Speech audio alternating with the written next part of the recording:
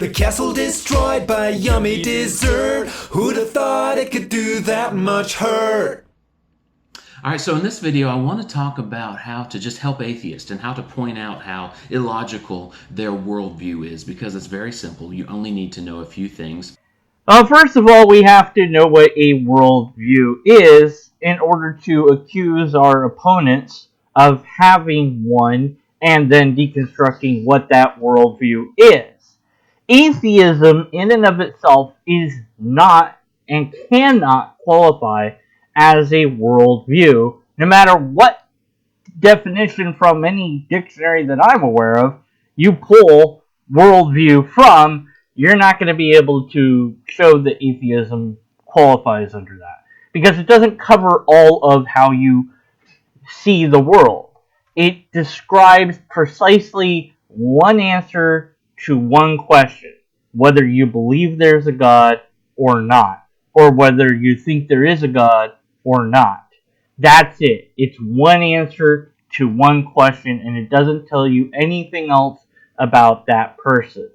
Just as theist is not and cannot be a worldview in and of itself. Christianity could be, because it encompasses a number of things in life as well as a number of ways to view the world. So religions can be a worldview, although they might not be your entire worldview. And rather than assuming I know what your worldview is, I should ask you. Otherwise, I create a straw man. And even though I've studied a lot, especially from James Tour and C Meyer, those are my two favorite Christian apologists, I guess you'd say, or proponents of intelligent design.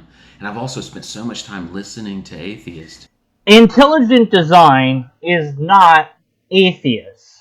That is to say, the debate of intelligent design has nothing to do with whether or not somebody is or is not an atheist, as there are plenty of believers in various different religions that would disagree wholeheartedly with intelligent design, and they would do so based on the science of evolution, not because of their beliefs or lack thereof.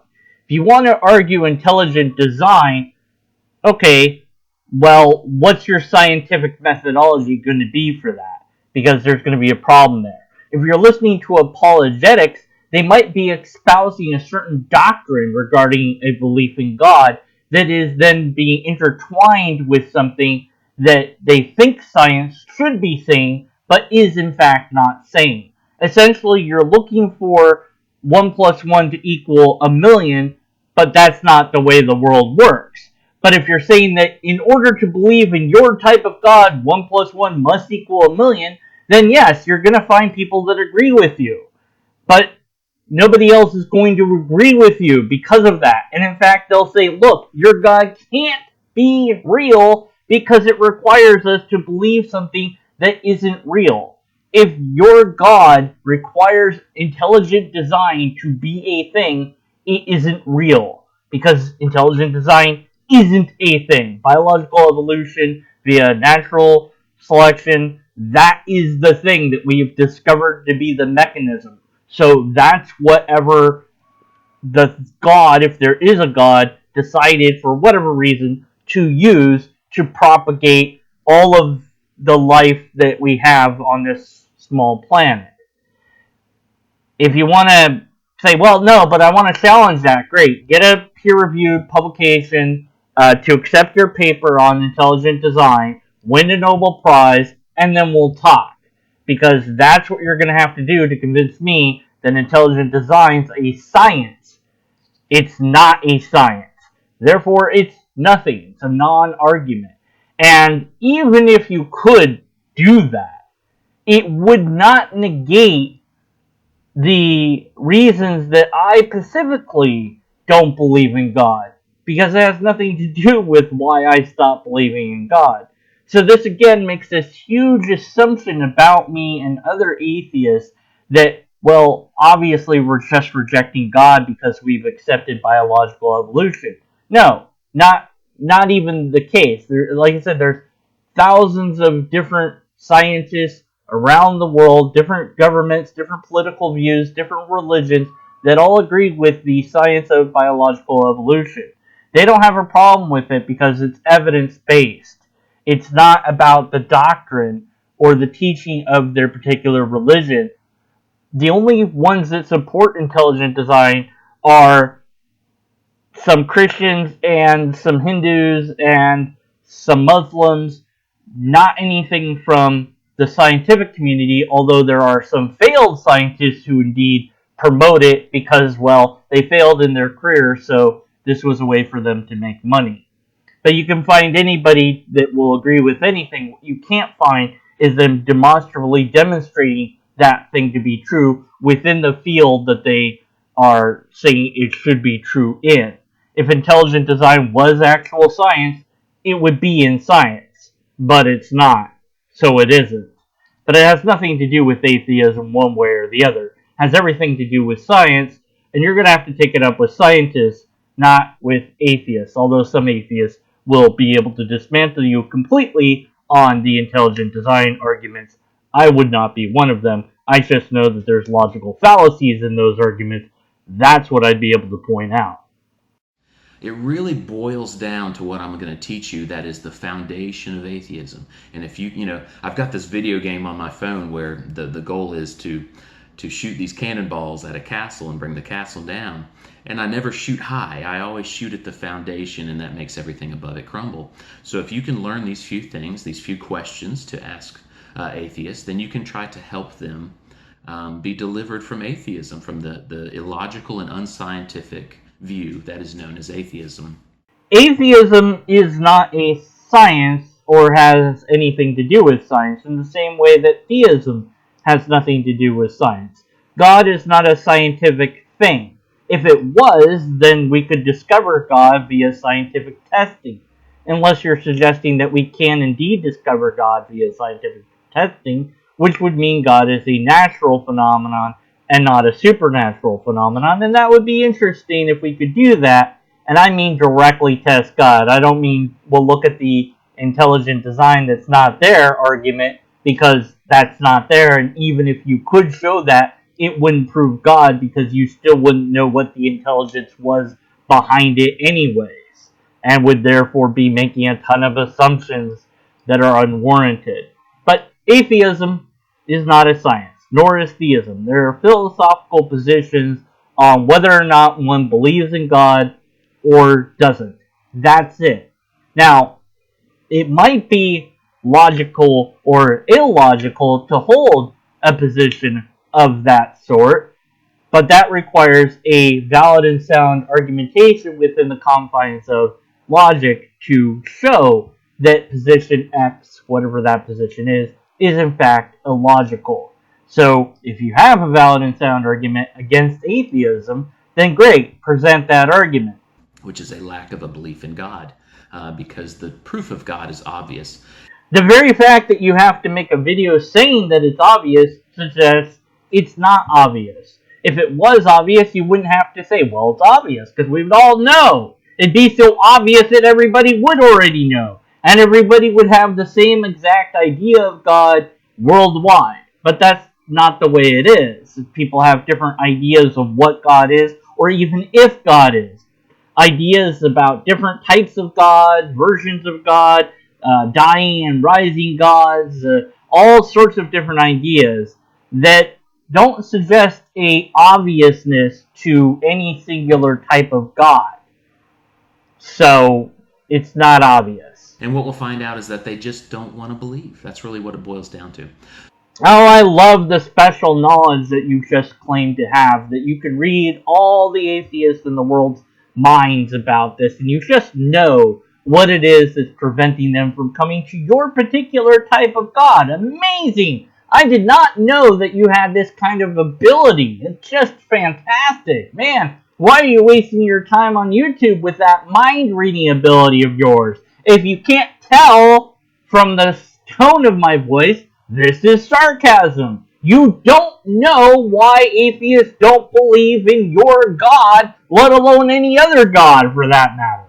This is an assumption that you're making on your part based on I don't even know what, but it doesn't matter. It's not a rational argumentation to put forth. It is poisoning of the well. And I could say, well, theists only want to believe in God because that enables them to be forgiven for their sins so that they can keep sinning. Well, that doesn't cover every theist. It only covers theists that believe in sin. And it might not cover you because you probably don't believe in God for the reasons I just outlined, unless you do. So if I got it right by pure guesswork, it was still guesswork. It's flawed. You don't know the reason. I have a friend that's never heard of God when he was growing up, and it wasn't until later in life that he ever encountered the idea and concept of God. It's not that he doesn't want to believe, it's just he doesn't have any reason to be believing in any God, let alone a particular type of God, because it's so foreign to him. It's just like, what are you even talking about? Great, where's the evidence of it? Like, he plays pool, he can see the pool cue, he can see the balls on the table, but he can't see God. So he's like, well, why is it that way? Like, you can't just show me God. And then the apologists have to give him all sorts of explanations about why God is invisible that don't really make sense to him because he didn't grow up around that.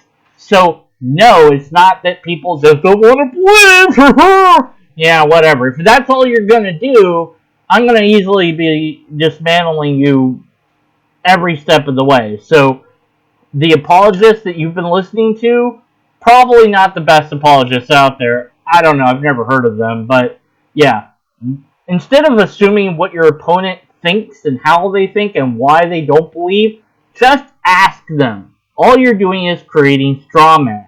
So the first thing that I talk about is DNA. So the question you could ask them is, do you believe, do you think, and do you agree that DNA is information/code?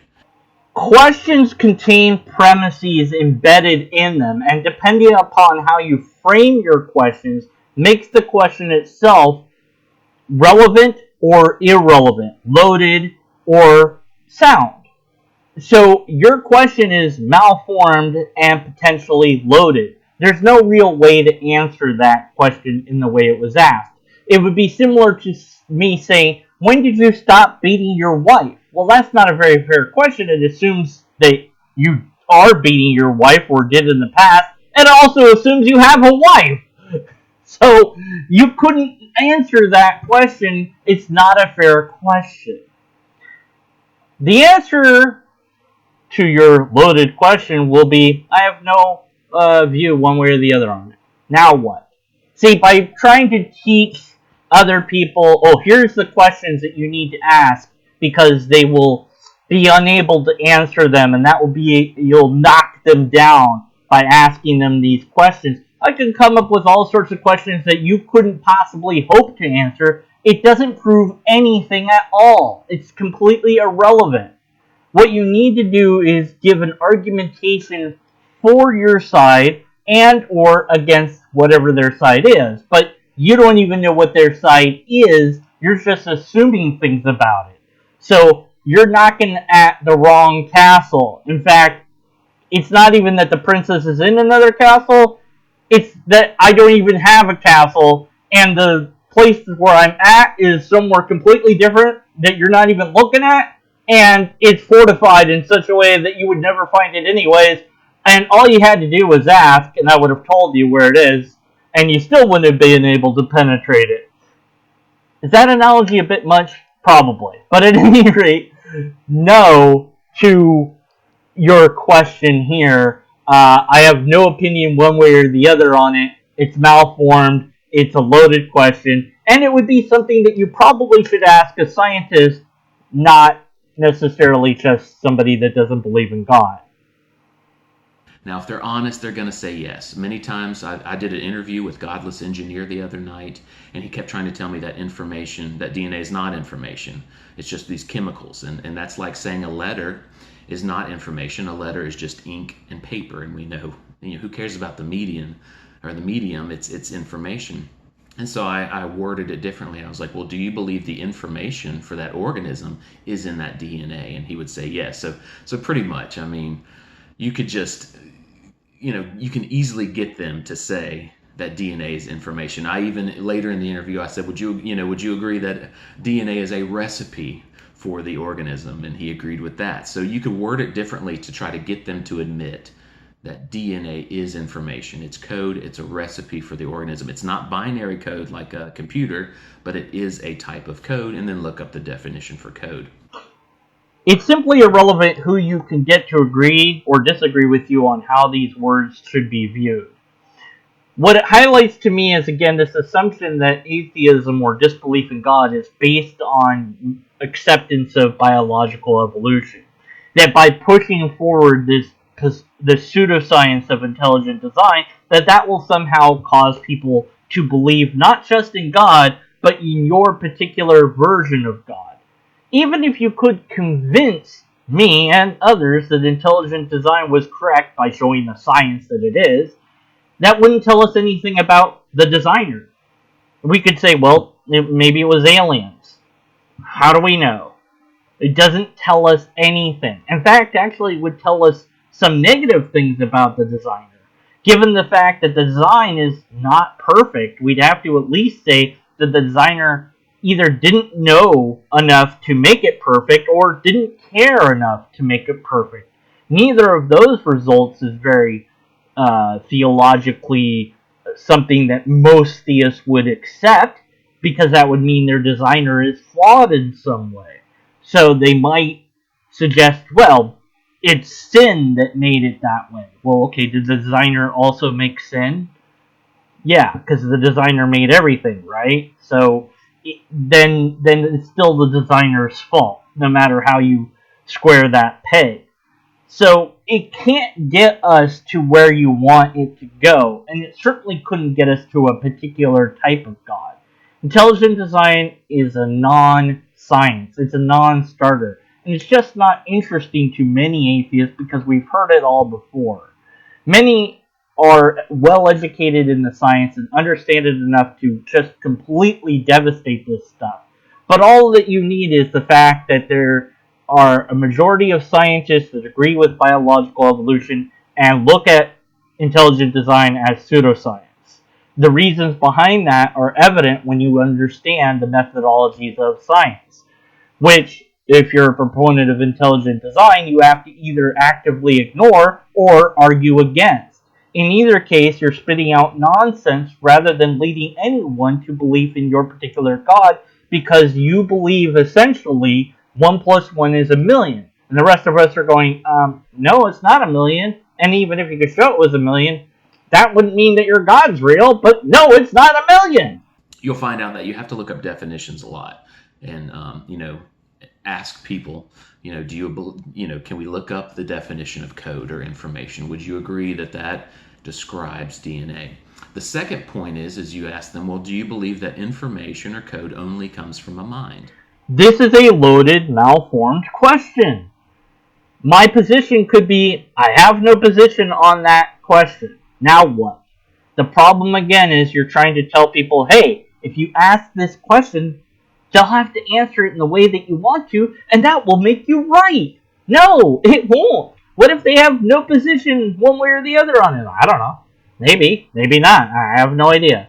Now what? Now you left them with nothing. You left them with nothing. Plus, I can come up with all sorts of questions that you couldn't possibly hope to answer on the spot. That doesn't make me right. That doesn't win my side. And it certainly doesn't prove to you that you're wrong. It doesn't help explain anything to you. It doesn't educate you in any way, shape, or form. All it does is, you couldn't answer my question, I must be right. No. That's very intellectually dishonest and not a proper way to debate whatsoever. All I could do would be, I have no position on that. Next question. I have no position on that. Okay, is it my turn to ask questions, or are you just going to keep asking me questions? When do I get to ask a question back? Like, I don't know, I could say, well, what's God made of?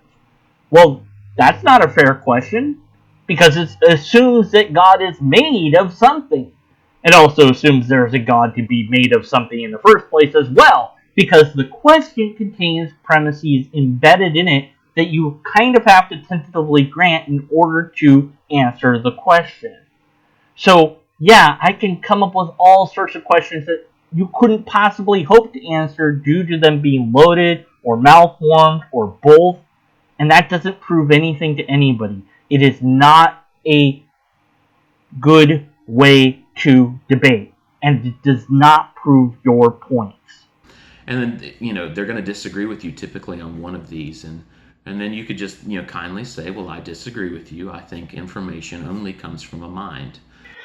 Rather than just giving up and walking away, my goal is to encourage people to learn logic. Whether I'm successful in that or not, I have no idea. But that's basically the reason I do what I do. I don't care if people believe in God or not. It's completely irrelevant to me. I just want them to make good arguments for whatever their ideas are and be willing and able to challenge their own beliefs as well. I find that it's potentially dangerous when somebody has a belief that they will not challenge, because that leads to problems in civilization. If I can't convince you that you're wrong, I either have to imprison you or kill you, and both of those are undesirable outcomes in my view. Okay, back to the topic at hand. If I agree with you that information requires a mind, then, well, what's a mind? A mind is information. So it continuously goes back infinity. Mind requires another mind forever and ever and ever. And there's turtles all the way down. Now what? Well, that doesn't sound like a god. It just sounds like an infinite regress of minds that made minds. So then you need a different type of mind that requires special pleading for that mind to exist, because that mind has to be different than all the other minds that have come before it in some special, unique way that means that that mind has always existed independent of it needing any other thing for reasons. And that is a whole nother logical problem, because you require special pleading for that mind. You've made that mind completely different than the minds that we know about and know that exist. So it just leads into bad argumentation. Rather than going that route of saying, well, I just believe that code requires mind, who cares what you believe? Demonstrate it. Argue for it. Show that it's true. Explain it in a coherent manner that doesn't lead to absurdities or illogical outcomes. The infinite brain regress might be the way things work for all I know, because at least it's logically consistent. But the moment someone says, but you can't have infinity, they've made a claim. How do you know that? Or they'll say, well, the start of that chain had to be a mind that itself required no mind to make it. Okay, well, why is that mind different than the other minds? Why can't my mind also not need a maker in that case? Well, reasons. Those reasons aren't very good, nor are they elaborated upon, thus I must be skeptical of them. And then the next question or statement is that, if they were to agree with you on that, which is rare, then you would say, well, then would you agree that there is a mind behind DNA? And so that's the point. You're trying to get them to see that DNA or code could not come about by accident. But it's not just randomness on its own. That's not what evolution claims. This is a complete and utter straw man to what evolution is. So because of that, I reject this completely. But yeah, you might sucker somebody into believing it. That's not a good thing. But yeah, you can trick people, because people sometimes are gullible, which is why they should learn logic and be skeptical. However, here's the thing. When you have randomness and you apply a filtering mechanism, then that randomness becomes less and less random over time. That can be easily demonstrated in a number of ways. The filtering mechanism here is life and death itself, or compatibility versus uncompatibility. So if chemicals are just floating around in the sea or wherever they might be, and they bump into each other and nothing special happens, they just go their separate ways, and that's the end of that story. But if they bump into each other and they happen to be able to make a new chemical, well, that's cool. That's something new. And over time, if that continuously happens, you get more and more complicated chains of chemicals that have come together because they did and because they could. The why and how that works, that's for science to unravel and discover.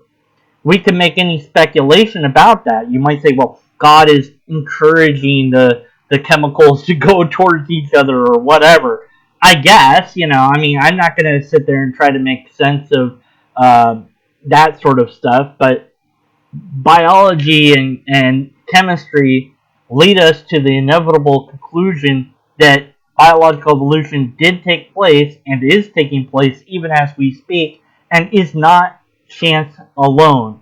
You require also a filtering mechanism, and when you leave that out of the equation, you become a huckster. You become a pseudoscience promoter. You become a charlatan. Because evolution says no. It's slow change through time with natural selection. That's the claim. When you leave out that natural selection part, you're not attacking the true claim, you're attacking a straw man. They believe that the first living cell came about by accident. That's called abiogenesis, non-life becoming life. And again, stop assuming that people believe anything. Ask them. And also, it might not be a belief, it might just be that I accept the data. Ever consider that? No. Obviously, you don't understand the science behind it. That's abundantly evident to me.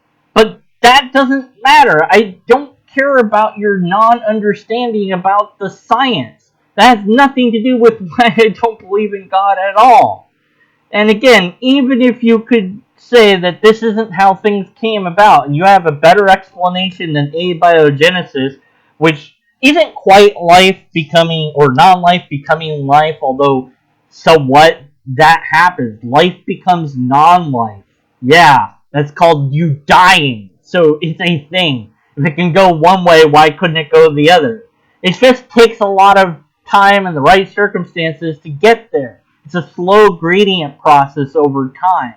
It's not like you could say, well, here's these chemicals and now they're alive. No, it's like this slow process, and at some point you would call them alive, but where that point is probably really hard to pin down and might not even be something that you can zoom in on in that way, but who cares? That's how things work. That's what we've discovered to be the case. That's what reality is telling us.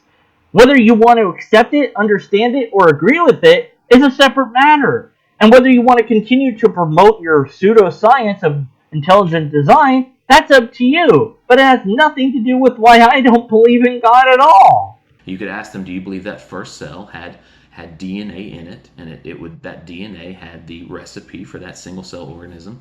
The first cell might have had something like a proto-DNA. I have no idea. That's like way back in our history. But again, you're assuming that your question will be a showstopper. Like, I don't know, is the answer. Now what?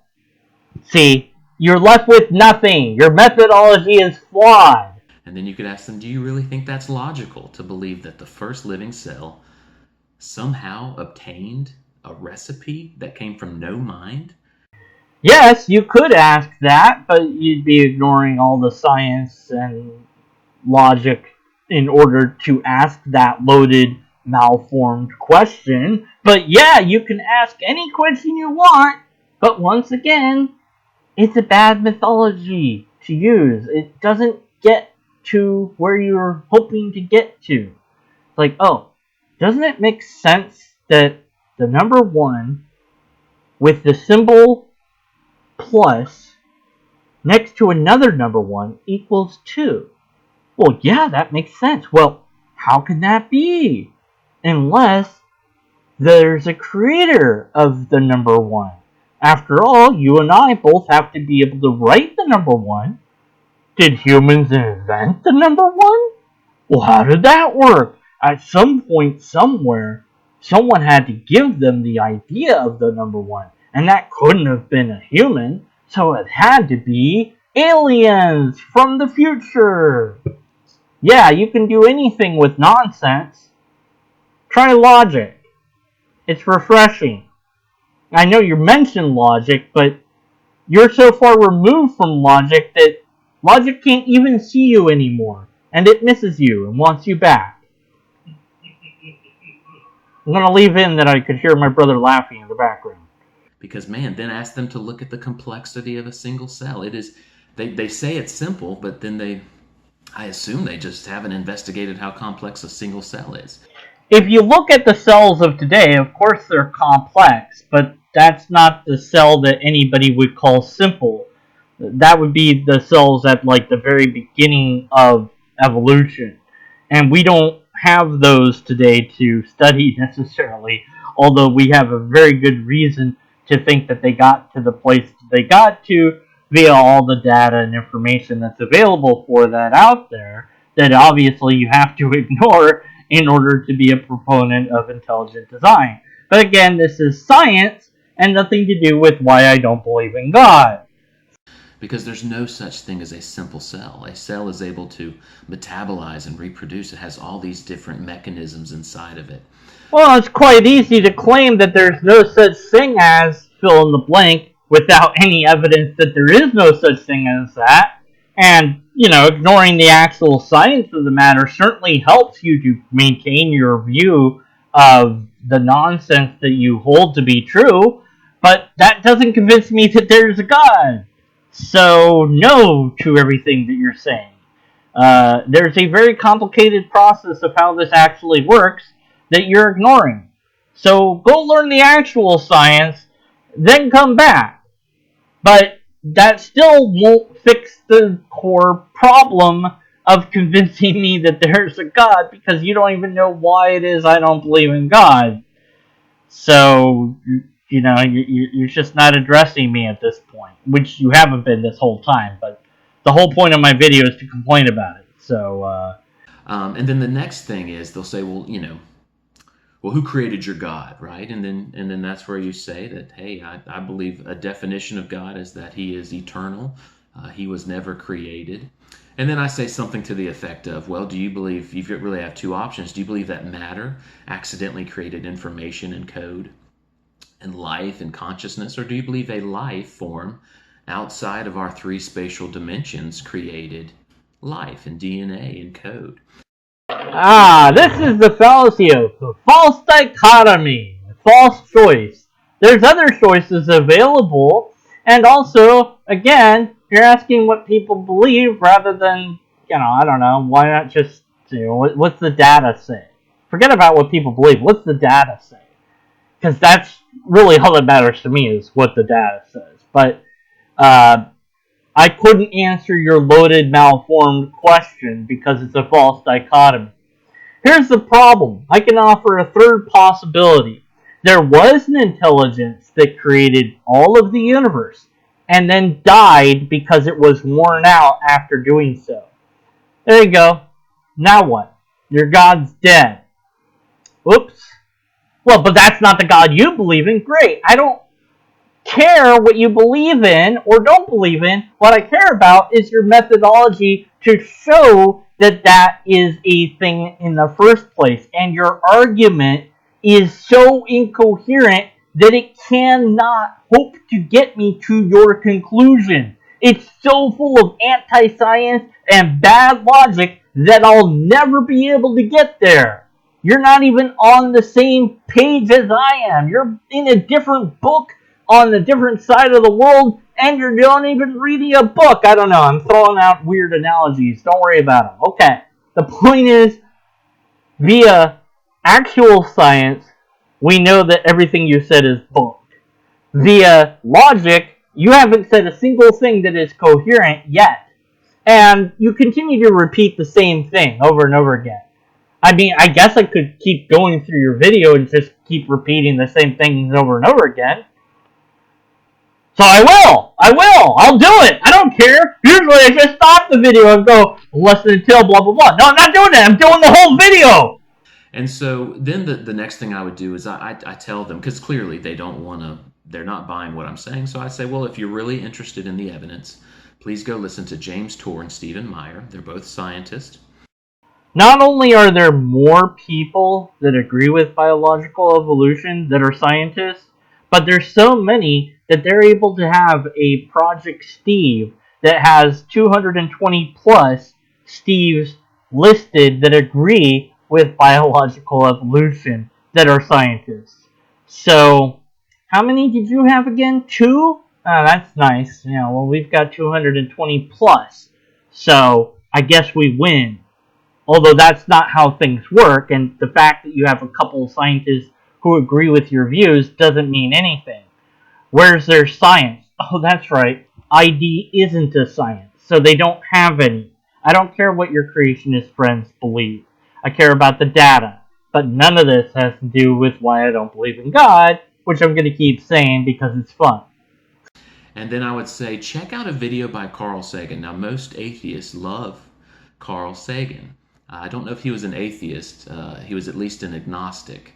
But he made this great video about the fourth dimension and the tesseract, which is a four-dimensional cube. A cube in the fourth dimension. And he does a great job. This agnostic or atheist does a great job describing what it would be like if a being outside of our physical universe contacted us. And it's beautiful. So really get them to do those two things. Ask them the questions about DNA. Or, rather than cherry pick a video that you didn't even link us to, we could watch the entire series of Cosmos from Carl Sagan and the follow-up series of Cosmos from Neil deGrasse Tyson. They're both excellent, and I highly recommend them. But if you're looking for something inspirational, I've got links for all sorts of things you can check out. All in the description of this video, because unlike you, I actually give links to stuff. So that's a thing. Do you believe it's code? Would you agree that code only comes from a mind? And then would you agree that DNA has a mind behind it? And then when they start to try to discredit God, that there are no eternal beings, well then be like, hey, listen to Carl Sagan, and that will help you visualize and understand that it is possible for a being to be from outside of our universe, who is not under the same laws as us. And so if he's not bound by 3 spatial dimensions, is it really hard to believe that he's not bound by time either, that he has no beginning? So that's the best way to do it from everything that I've learned. Because of course, if DNA is code, then you would need a programmer to program it in the original cell, which I'm a young earth creationist, but I try to play to their evolutionary idea that if they believe that we have a common ancestor, the first cell couldn't have come about by chance because somebody would have had to write the code. And then if they believe in evolution, well, I don't believe in atheistic evolution. If anything, it'd have to be theistic evolution, that God guided these mutations, because you'd have to have a programmer making changes to the code that would help and not destroy the organism. Did I really just waste 83 minutes of my time listening to this guy? I did. But I also wasted 83 minutes of your time, so that's a thing we all did together. Thanks for watching this video. I'm going to have a mental breakdown now because I just wasted my time and energy on a young earth creationist.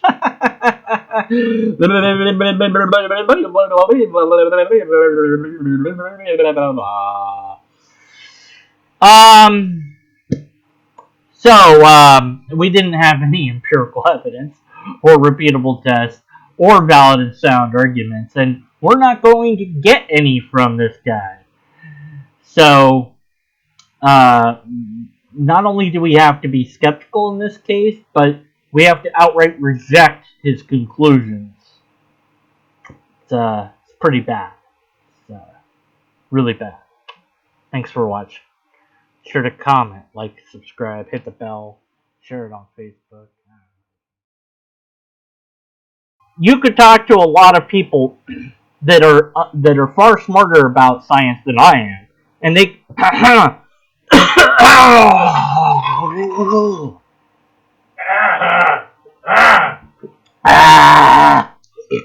okay.